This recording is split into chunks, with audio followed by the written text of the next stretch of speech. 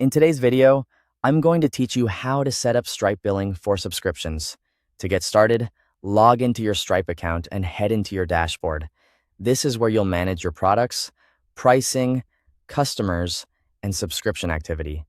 Once you're in, click on Product Catalog. This is the section where you create the subscription item you plan to sell. Next, click Add Product. You'll now enter a name for your subscription product.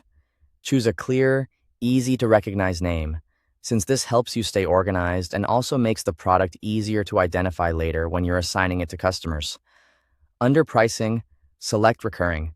This is an important step because subscriptions need recurring billing rather than a one-time payment. After that, enter the subscription amount. Make sure the price reflects what you want to charge on a repeating basis. Now choose a billing period, such as monthly or yearly.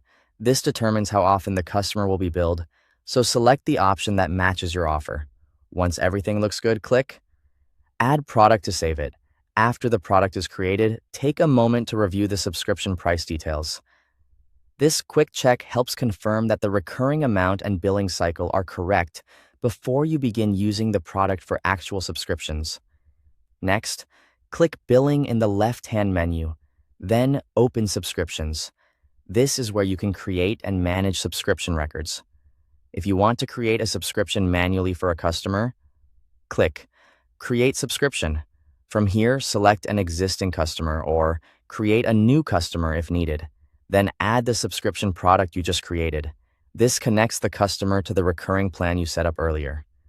Before moving forward, review the billing details carefully. It's always a good idea to double-check the customer, product, and pricing information to avoid mistakes.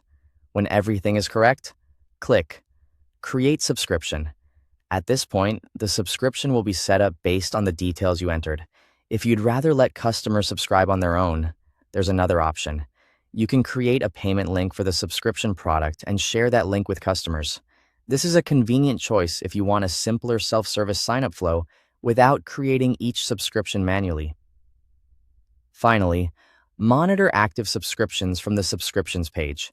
This area allows you to keep track of who is subscribed and helps you stay on top of your recurring billing activity. Thanks for watching.